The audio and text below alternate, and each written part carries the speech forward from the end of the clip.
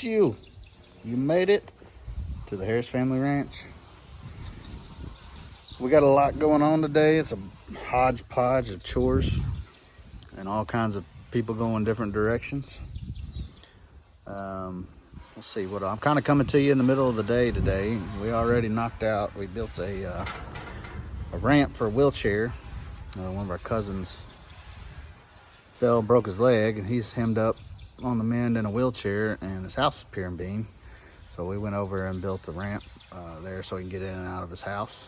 So that took us a little bit yesterday, and then finished it up this morning.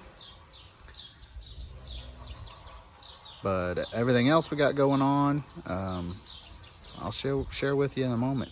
Let's cue that intro. Hit it!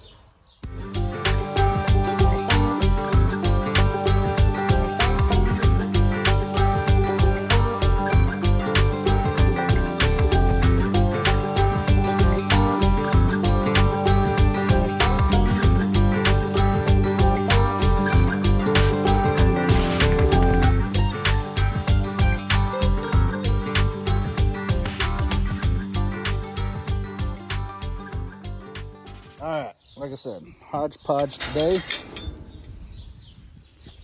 We're very glad that you decided to join us today, whether you're new or returning. We're glad you're here. If you are new, check out the subscribe button down below if you like what you see. It can help us out tremendously if you would hit that button. You can also click the bell to be notified when we drop new videos. Feel free to run over to Facebook, check us out, TikTok, Instagram. We have a website, hfrmarket.com, all the goods. So run over there, check us out, support us, like, follow, share, all the good things. We really appreciate y'all. Now that that's over. Like I said, hodgepodge of stuff today. We did knock out the handicap ramp earlier today. We also installed some rafters in our new shop, or actually the office for the new shop. We're going to build like a little storage area. We put the rafters in already. We got a guy coming to pick up our last 2 pairs for sale. He's coming to buy them today. We're mucking out a trailer. We're putting out fertilizer. We're moving feed troughs. All kinds of stuff going on today. So I'll try to take you along with me as we're knocking stuff out. Poppy just left off with the tractor and the spray rig, aka Frank, which if you haven't seen that video, check it out. And he just took off in it. Yeah, that's it. We got going. So I'm fixing to get these cows all spun around and right for the guy that's coming to buy them. And that'll be where we start from here. As you guys are probably well aware, if you have visited any of our videos previously, I'm not a movie star. But we love to share what's going on at the ranch with you guys. And so because of that, you get to see my beautiful face. So, here we go. These 3 boys right here, excuse me, they're not all boys. 2 boys and a girl. They are in the process of, well, she's weaning. He's going to be a pasture to plate, not pasture to plate. HFR Market beef steer. Big boy obviously is going to be HFR Market big steer. They were running with these 2 pairs for a while. And so we just pinned them all up in here, sorted them off to separate them. And so I'm just going to get them isolated in here, get the ones that are going over in the next pin so I can turn the others back out to pasture. All right, big girls, let's go. You too, babies. You too, babies.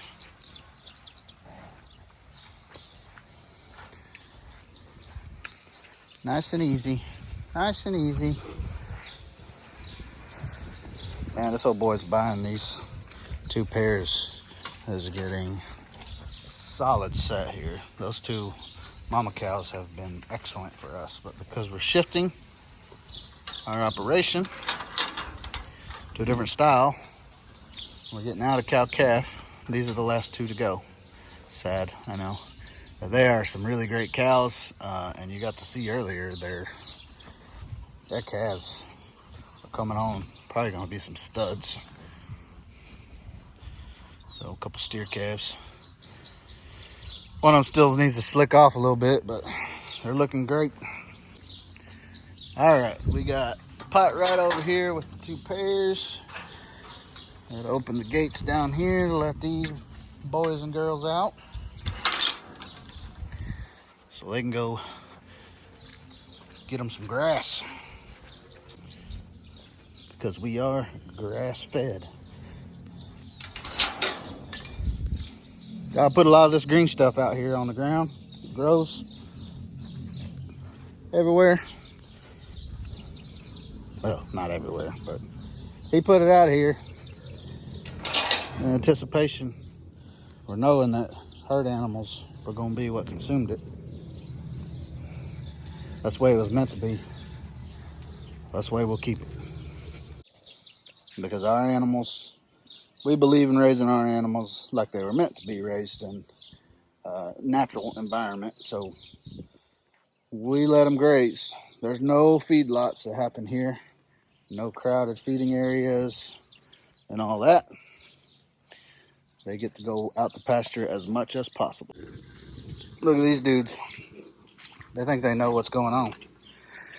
Y'all are gonna be free now, boys and girl. Excuse me. Come on, Biggin. Let's go.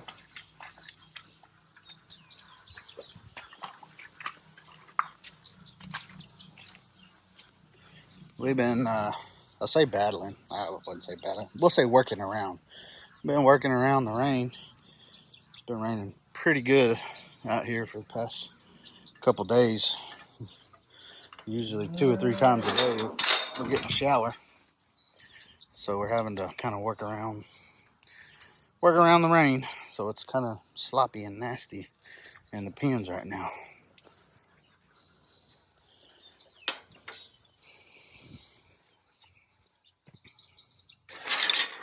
All right, last turn, out you go. That dude there is looking good.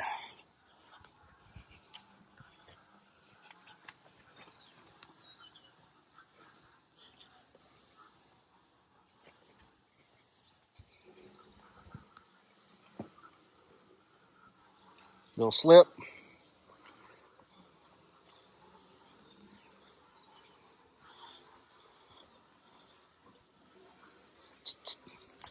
Out you go, little beef nuggets.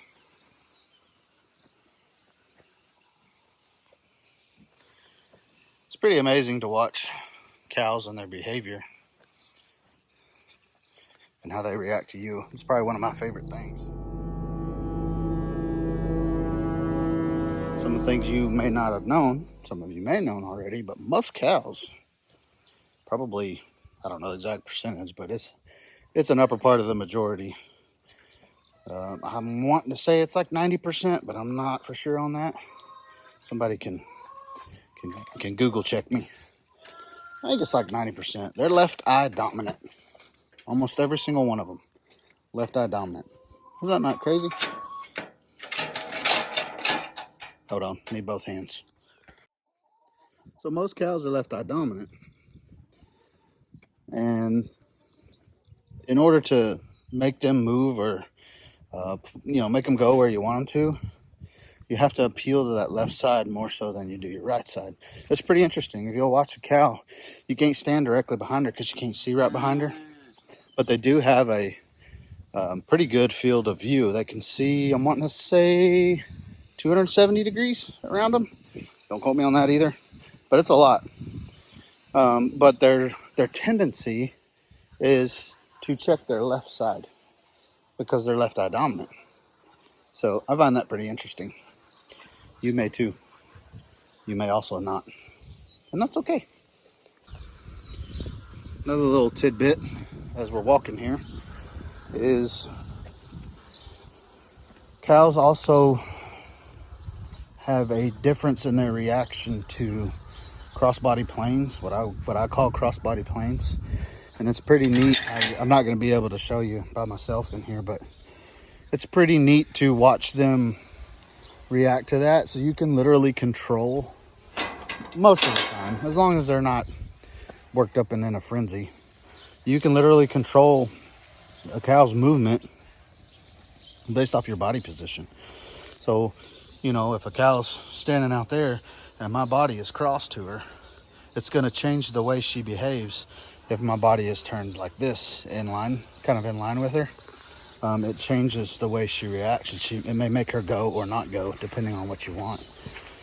So it's one of the things that we use in our low stress handling of the cattle, because we have to get them up, we have to get them pinned, just like you're seeing now, for a lot of things throughout the year, with vaccines and weaning and all the things, right?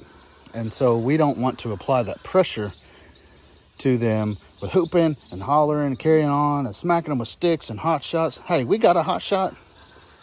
It's got dust on it because we don't want to use it. It is emergency only type piece of equipment. So we believe in low stress. So as you can see, as I'm going through with these cows, I'm walking and talking and they're moving, and we believe in that.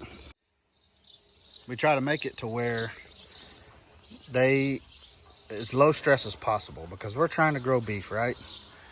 And whenever stress happens for any animal, cortisol is dumped into the body. It's a stress hormone, and that cortisol kind of taints the meat. So the more times that happens, the more times that cortisol is released into their body, and then it will change the flavor of the beef whenever one goes to slaughter. So we try to do the low pressure thing because we want to dump as least amount of cortisol in their lives as possible. So you can see these cows, they are not nervous at all. They have their heads like they're supposed to, tails are wagging, you know, ears are perked. Hers are perked up a little bit because she hears me talking, and Nana's over there mucking out the trailer, so she's watching her. But you can see they're just nice, calm, and relaxed. That's what we like. That's what we try to maintain throughout the process and throughout their entire stay with us here at the ranch.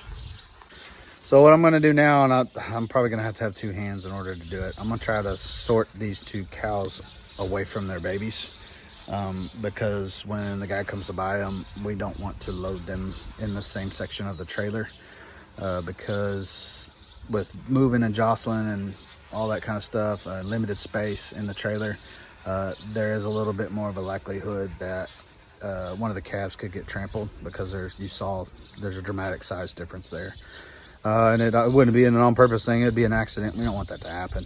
So we sort them and try to separate them and load them into different sections of the trailer so that they don't so the babies don't get trampled, but they'll be right there next to their mom. There'll just be a cut gate in between them. So that's what I'm gonna try to do right now, but I think I'm gonna need both hands, so I'll get back to you. Well, I know you don't know the time lapse that happened between the last shot and this shot, but I do, and it was about 10 seconds. When you got your hands on these cattle, not literally on them, but you're around them all the time, they go through the process all the time, they get it. They know what to do. These girls right here literally ran into this pen as soon as I opened the gate. And it literally took about 10 seconds for them to go in. And because they know the drill and their babies don't, they separated themselves. And so now we got babies over here, mama's over here. What I'm gonna do now is I'm gonna take the babies and put them into this crowd alley right here, so that we can load them last, and we can load the mamas first, because our load gate, I'm doing a lot of spinning, I'm getting dizzy. Right here is where the trailer goes. So I'm gonna put the calves back over here, and then I'm gonna take the cows and put them over here so that they're ready to go. You come on over here being curious. So that's what I'm gonna do right now. Little beef nuggets. I know y'all can't feel it, but the humidity is about 1,000% right now. It's only about maybe 80 degrees, but it is hot because of that humidity. 'Tis Texas. You know what they say about Texas? You don't like the weather?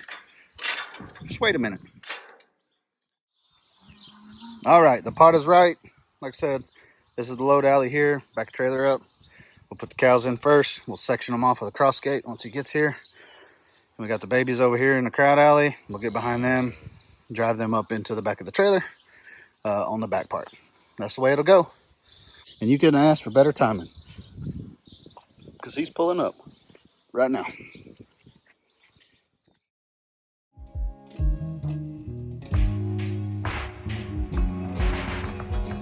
Is that sad day for our last two pairs headed off. Now we're full tilt boogie, boys and girls. We are in the beef business for sure. So you guys, man, we'd love to be able to be your supplier for your beef for your family. So y'all go check us out, hfrmarket.com. We'll hopefully we'll put it down in the notes below, so make it easy for you to click on. But that's it.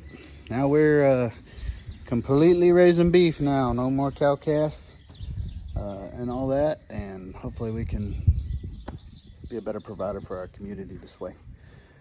We very much believe in taking the control out of the hands of the big box beef companies. They call them the big four, but they control 90% of the market, and we're not real fond of them being able to have whatever instance happen and be able to backlog the cattle on the producer side, therefore having more than what's needed, which drives the price down that the producer, us, is getting for our cattle. But coming out the other end of that supply chain, it becomes slower, so they're able to drive the demand up, which makes the cost to the consumer, you, higher. So we're getting paid less and you're having to pay more. We don't like that. So that's why we've jumped into direct customer beef sales, where we put it all together from the nuts and the bolts. We ship it straight to your door and you put it in your freezer. That way we're getting paid what we feel like our time and our effort is worth, and you're getting a good product, a really great product, as compared to what you're getting at the grocery store for an affordable cost. So that's why we're doing it, and you don't even have to go to the grocery store for it. We'll ship it right to your door. So that's what we're about now. And we announced it a few weeks ago that we were jumping all in with both feet, and we're taking off, rocking and rolling with this thing. So that was the last two pair we had left to make the transition. And so we've been onboarding steers and beef steers and stuff like that in the meantime. So you saw a few of them, and then we got a whole bunch more out yonder way. So that's where we're at now. So I guess we'll go on to the next chore. What are you doing? It's time for the daily chicken race. Here we go.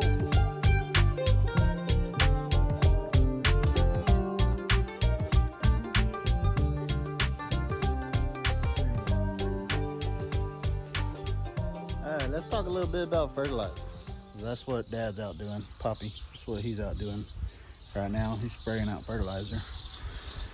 So around about, COVID, it really screwed up supply chains for stuff, and commercial fertilizer skyrocketed.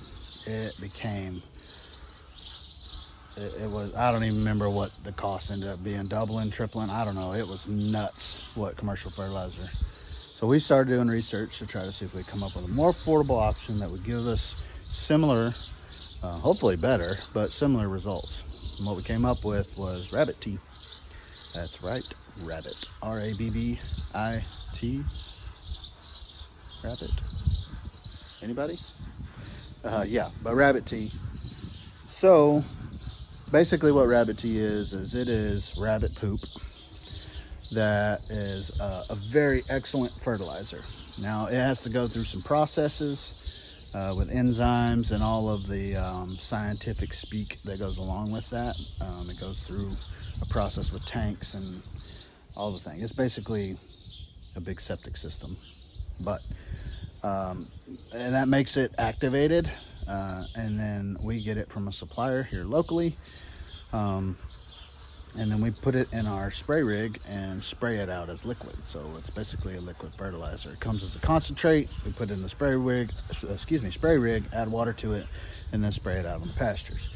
So Poppy is out fertilizing a couple of our hay pastures this afternoon. But what we do is we take these barrels here, load them up in a pickup truck, and take them to the supplier.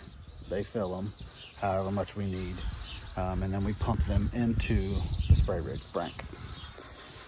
So Poppy left out. Here's a clip of him doing that right here.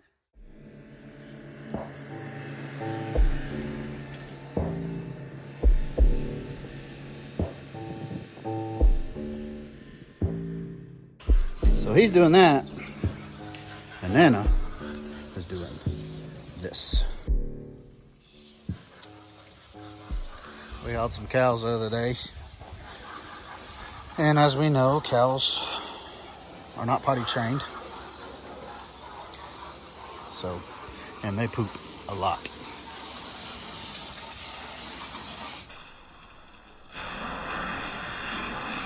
So Nana is doing the glorious job of mucking out the trailer. If we leave that poop in there for long periods of time, it starts to degrade the metal and stuff, and it's just better for everybody to clean it out. So that's what she's doing. I'm fixing to jump in the dually here, go hook up to a trailer to move some troughs. Man, couldn't really tell until I got in here, but it's humid. I'm sweating.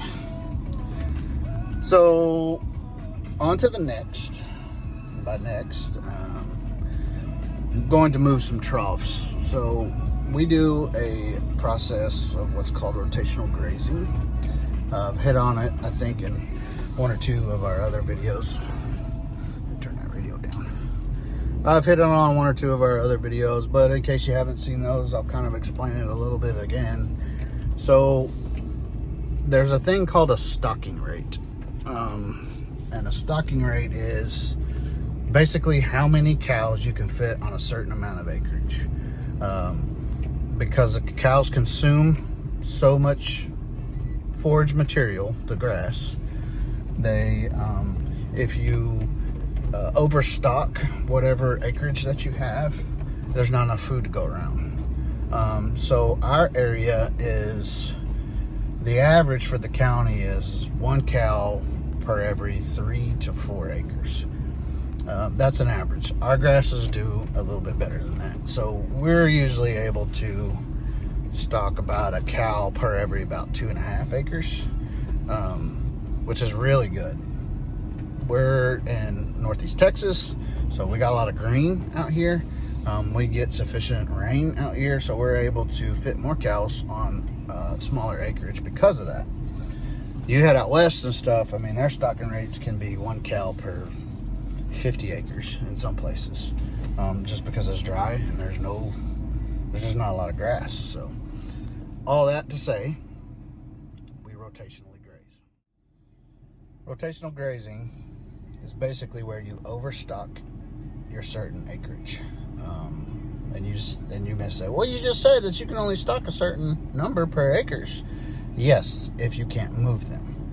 If you have different pastures, you optimize the grass that you have available by rotationally grazing. And what that means is let's say we have a piece of acreage that can hold 20 cows on it, 20 full-grown cows. If we don't have anywhere else to put them, 20 is all we can carry. But if we do, and we have another place where we can run 20 cows, it's more beneficial for the grass, the environment, the cows, to overgraze that acreage. So what that means is let's say we have 40 cows.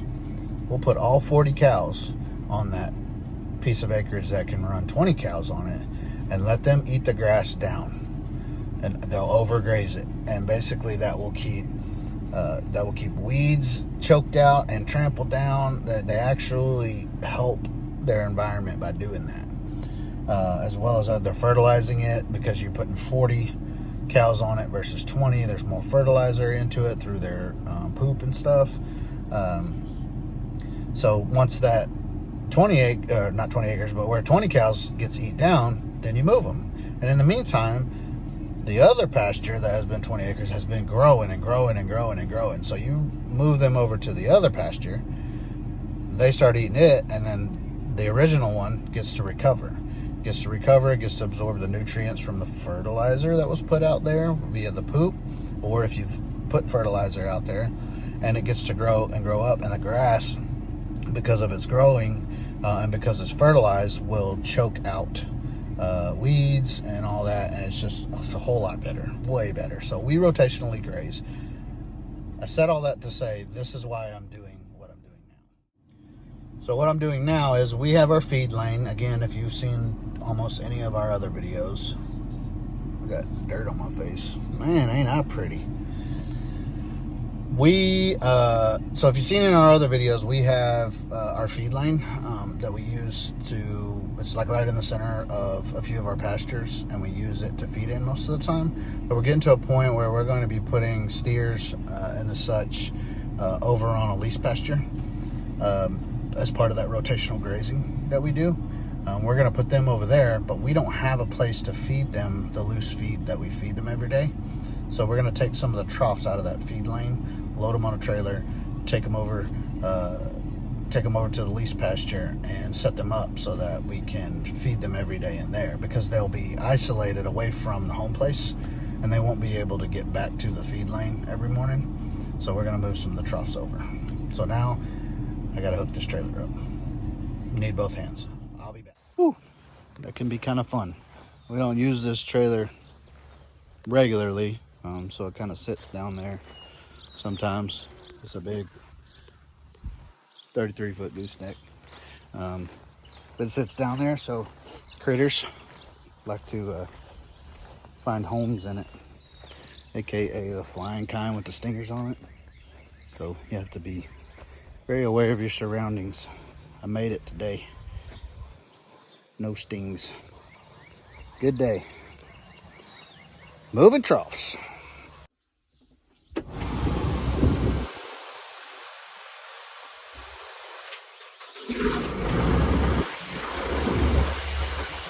Come on, air conditioner. All right, all loaded up now. Use this trailer to drag these troughs all the way down to, it's actually one of our pastures, but it borders the lease pasture, and we're gonna give these steers the last of ours and the lease pasture together. So we'll come down here every day and feed them. So the troughs are actually gonna go on our property, but they'll have the gate between the two pastures will be open, so they'll have access to it as much as they want. Got the train going. See him back there. And Nana's in the tractor behind me. Right, here's the end result. Brought the trailer down. Used the tractor to take them off. We'll put them in a line right here. So, and you can see the gate there. This property is ours, but the next one over there is a lease pasture, and there's a gate just the other side of the truck to get in here, get through back and forth. So they're gonna have access to that one and this one, but we're gonna have that gate closed so that we can let everything over there rest. So you can see the house through the trees back there. That's where the lane is and everything, but they won't have access to it. So we move these troughs down here so that whenever it's feed time, we can take our feeder and basically just come down one side, fill, and then go down the other side and fill, and they can line up and eat every day. And then they'll just go back out to eat the green grass. And the grass is coming on strong. Sure is pretty out here. To the next. See what I mean?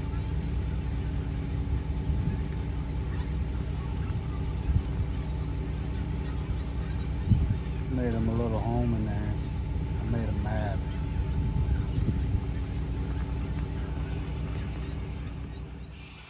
All right, that one's done. Got the truck hooked back up to the cattle trailer. We're gonna put it up when Nana's done mucking it out. She's about got that whooped. Let's go see what Poppy's up to. The old four-wheeler. She's old. She's dependable.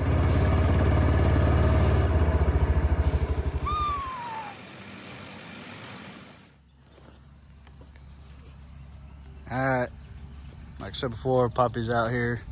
He's already hit a couple hay pastures. Got a little bit of that rabbit tea fertilizer left in the tank. Come over here to grazing pasture. It's actually the one that surrounds my house, right over there. So he's slinging out rabbit poop in liquid form to fertilize this grass. And we'll rotate steers off and on this place as the growing season is happening.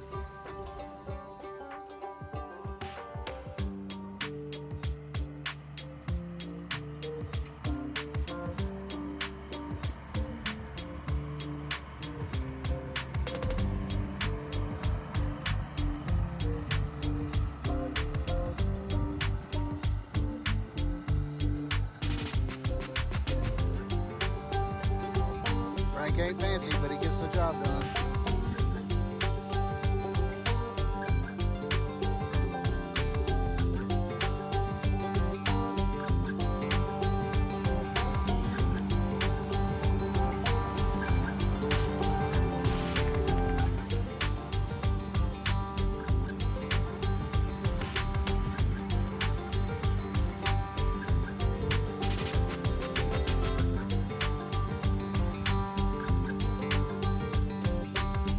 Day, and I'm about over the 6,000% humidity that has been going on for the past few days.